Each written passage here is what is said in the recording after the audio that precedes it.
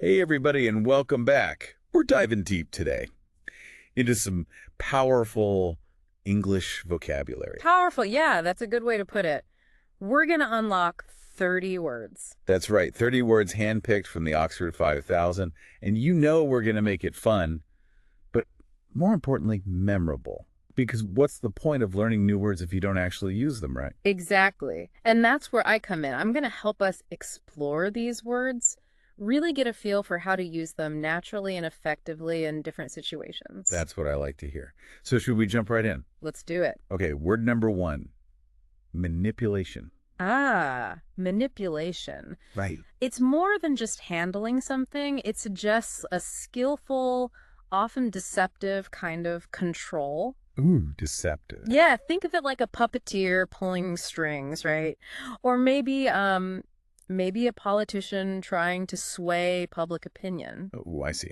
So, for example, you might say, the magician's manipulation of light and shadow created a truly mesmerizing illusion. Ooh, that's good. Or, the company was accused of using manipulative marketing tactics to mislead consumers. Sneaky. All right, give us one more. Okay, here's a more positive spin. The therapist taught her patients techniques for the skillful manipulation of stress levels. Interesting. So manipulation can be used in a lot of different ways. Absolutely. It's a versatile word. Okay, let's move on to something a little more concrete. How about manufacture? All right, manufacture. This takes us into the world of production. It means to create something on a large scale, usually using machines. Think factories, assembly lines, that kind of thing. Right, so you might say. You might read a headline like, the company plans to manufacture electric cars at its new facility. Makes sense. Or the government is trying to encourage domestic manufacturing to boost the economy. okay, one more. The Industrial Revolution led to a dramatic increase in the manufacture of goods. History. Okay, so you got manufacture, the verb. What about manufacturing, the noun? Good point. Manufacturing, the noun, refers to the whole industry and process of making things on a large scale, not just one specific item. Got it. So give us some examples of how we'd use manufacturing in a sentence. Sure thing. You might say the decline in manufacturing jobs has had a significant impact on certain regions. That's a real-world issue. What else? Advances in automation are transforming the future of manufacturing. True. And last one. My grandfather worked in manufacturing his entire life. Okay, so we've got manufacture, the verb, manufacturing, the noun. It's amazing how one little change can shift the whole meaning. All right, next word. This one's a bit different. Manuscript. Manuscript.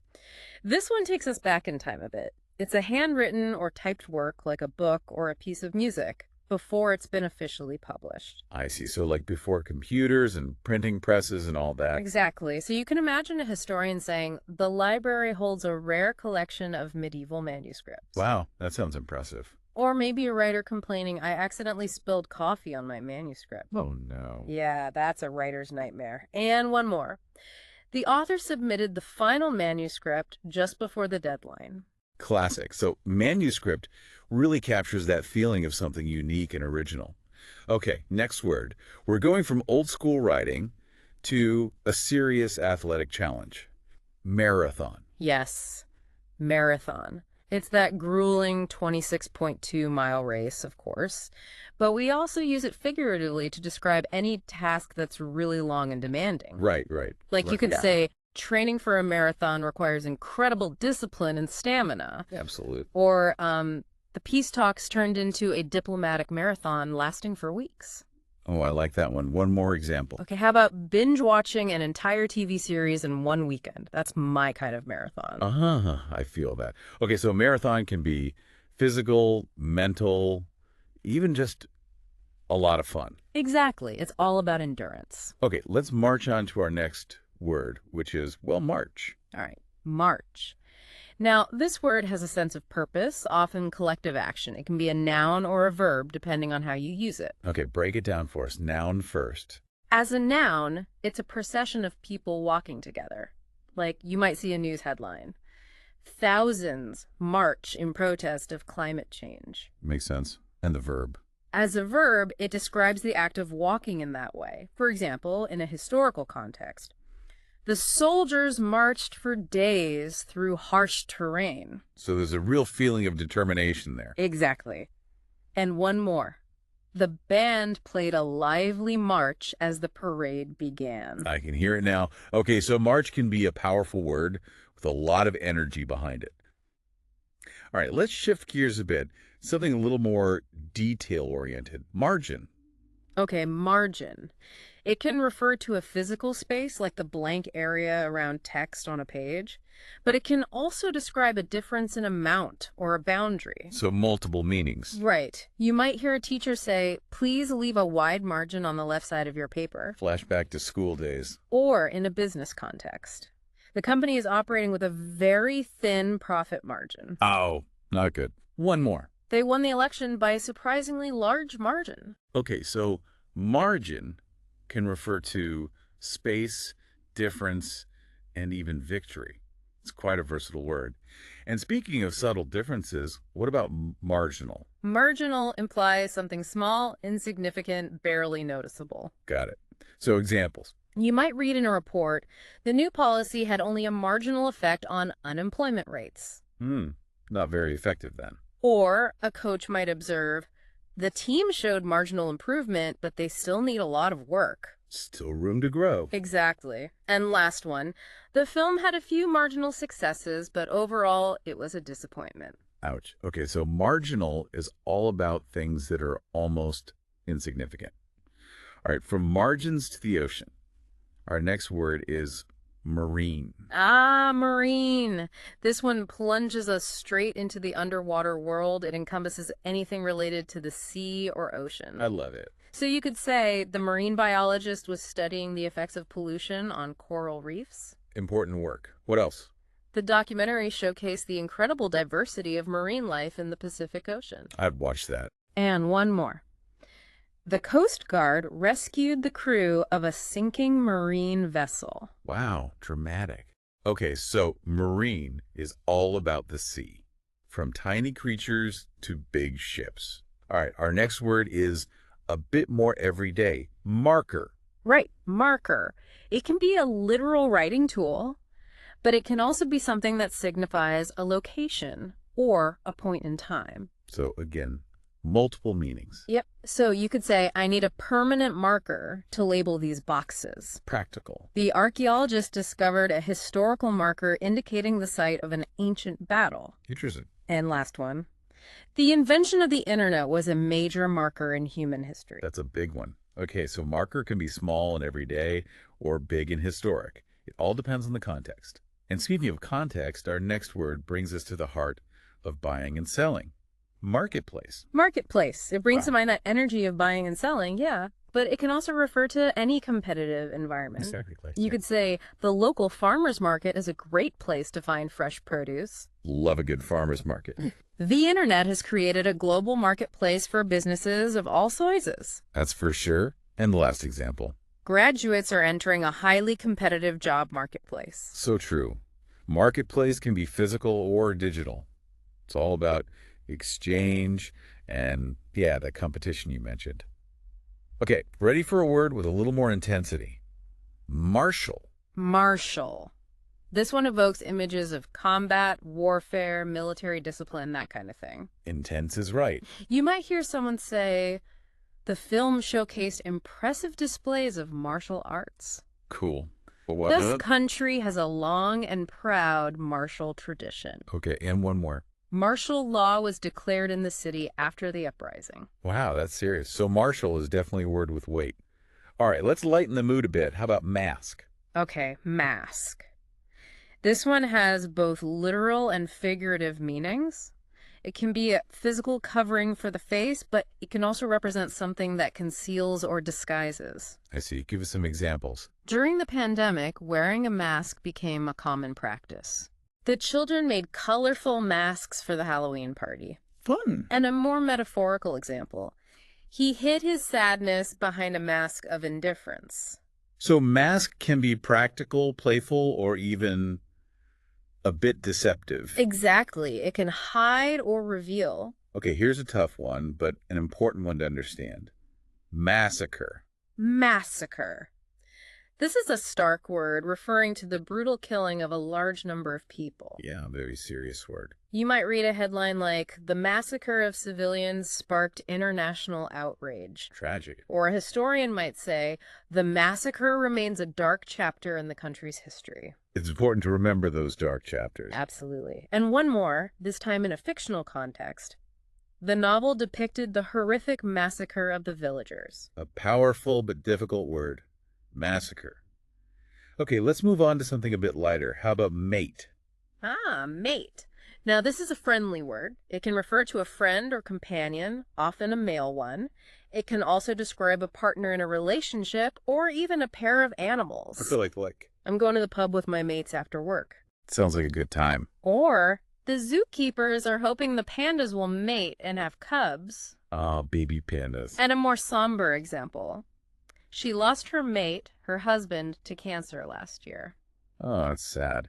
So mate can be casual, romantic, or even referred to a deep, lifelong bond. Okay, let's get back to learning. Our next word is mathematical.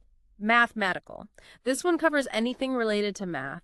Equations, formulas, calculations, the whole works. So you might say, I find mathematical concepts challenging but fascinating. I can relate to that. Or, the physicist used complex mathematical models to study the universe. Wow. And one more. The beauty of a mathematical proof lies in its elegance and irrefutability. Elegant math. I never thought of it that way. Okay, next word. This one's all about growth and development. Mature. Mature, right. It signifies a state of full development or growth. It can describe people, ideas, processes, even cheese and wine. Cheese and wine. Haha, I like it. So, for example, you could say, she's a very mature young woman for her age. Impressive. Or, the company's business plan needs to mature before they seek investment. Good advice. And of course, this cheddar has been matured for 2 years, giving it a rich flavor. Delicious. Mature. It's all about reaching your full potential. Which leads perfectly to our next word, maximize. Maximize, exactly. It's all about pushing something to its limits, getting the best possible outcome. I like that. So how would we use it in a sentence? For example, the athlete trained tirelessly to maximize her performance at the Olympics. Dedicated. What else? To maximize profits, you need to streamline your operations. Smart business advice. And lastly, take time for yourself to maximize your creativity and well-being. Now that's some advice I can get behind. All right, from the individual to the community. Our next word is mayor. Mayor. It's the elected head of a city or town responsible for representing the community. Big job. You might hear a news report announce, the mayor unveiled a new plan to improve public transportation. Hopefully good plan. What else? The citizens expressed their concerns to the mayor during a town hall meeting. Important for a mayor to listen. Absolutely. And one more. The mayor's role is to represent the interests of the community. So a lot of responsibility comes with that title. Okay, our next word emphasizes depth and purpose. Meaningful. Meaningful. Yes, it suggests something significant, purposeful, something that has real value. I like that. Examples. I want to find a career that is both challenging and meaningful. A worthy goal. Or, how about the couple exchanged meaningful glances during their wedding vows? And last one. The teacher encouraged her students to engage in meaningful dialogue about social issues. That's important. Meaningful really adds depth to any situation. Okay, we're nearing the end of our deep dive. Our next word is all about time and transition. Meantime. Meantime, right. It refers to that period between two events. And we often use it to connect ideas or actions in a sentence. So give us an example. For example, the flight is delayed by 2 hours. In the meantime, we can grab some lunch at the airport. Or, the doctor will see you shortly. In the meantime, please fill out these forms. The classic waiting room scenario. And one more. The new software update will be released next week. In the meantime, you can continue using the current version. Meantime, it bridges those gaps. Oh. Okay, are you ready to get hands-on with our next word?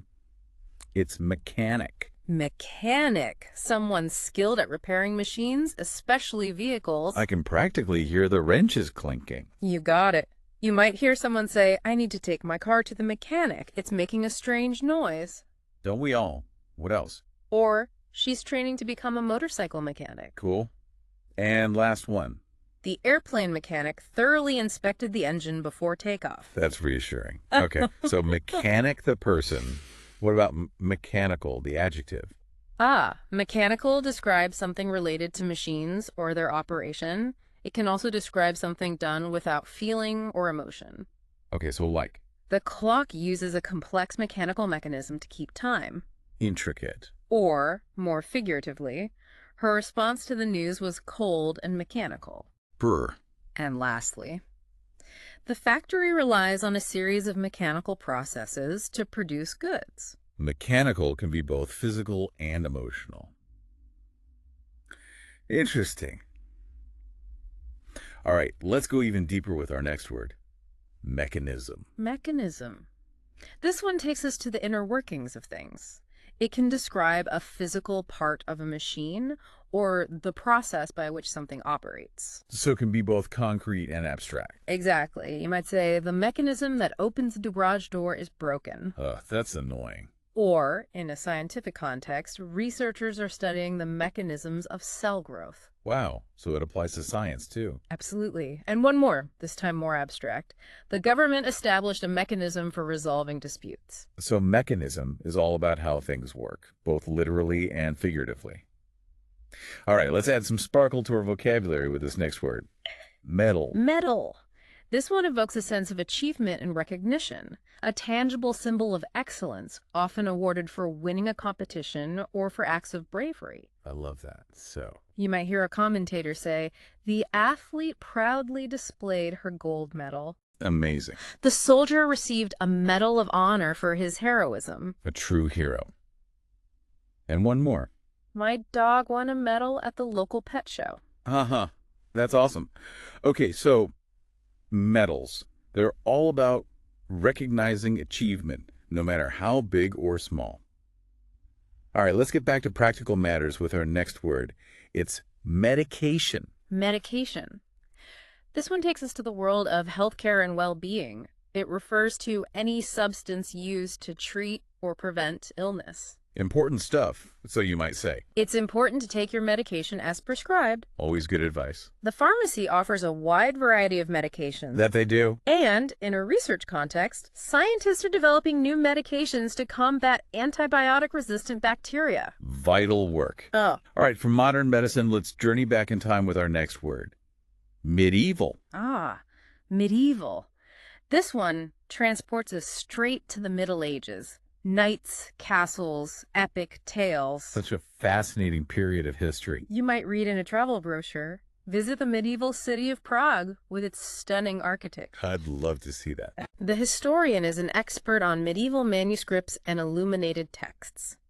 Now, that's a specialized field. And one more. The film recreated the atmosphere of a medieval feast, complete with costumes and music. I can picture it now. So medieval is all about that historical grandeur and, well, a bit of romanticism too. Okay, our next word offers a nice contrast. It's meditation. Meditation. This invites us to slow down, breathe, and turn our attention inward. Sounds relaxing. You might hear someone say, I practice meditation daily to manage stress and anxiety. That's a great reason to meditate. The benefits of meditation include improved focus and emotional regulation. I could use some of that. And one more. He found solace and inner peace through regular meditation retreats. So meditation is all about finding calm and clarity amidst the chaos of life. All right, ready for a word that brings a little music to our ears? Melody. Melody, it's the heart of music, that sequence of notes that create a catchy, pleasing tune. Give us an example of melody in a sentence. The composer is known for writing beautiful and haunting melodies. Ooh, haunting melodies. The singer's voice soared as she delivered the melody with passion. Powerful. And one more. Even without lyrics, the melody of the song evoked a range of emotions. So true. Melodies, it can speak to us even without words. Okay, we've arrived at our final word for this deep dive. It's membership. Membership. This one signifies belonging, being part of a group, a community. It can refer to formal organizations, clubs, or even a shared sense of identity. I see, I see. Give us some examples. I recently renewed my gym membership. Gotta stay fit. What else? Membership in the Honor Society is a prestigious achievement. Definitely something to be proud of. And our final example. The organization has a diverse membership representing people from all walks of life. Membership really captures that sense of belonging and shared purpose. And that brings us to the end of our deep dive. From manipulation to membership, we've covered a lot of ground today. Now we have 30 new words to add to your English vocabulary. And remember, the learning doesn't stop here. To truly make these words your own, you have to use them. Try sprinkling them into your conversations, your writing, just everyday life. Exactly. Don't let them gather dust in your mental dictionary. Make them active parts of your vocabulary. That's right. Make them yours. So go out there, experiment with these new words, and let your language shine. Until next time, happy wordsmithing. Happy wordsmithing.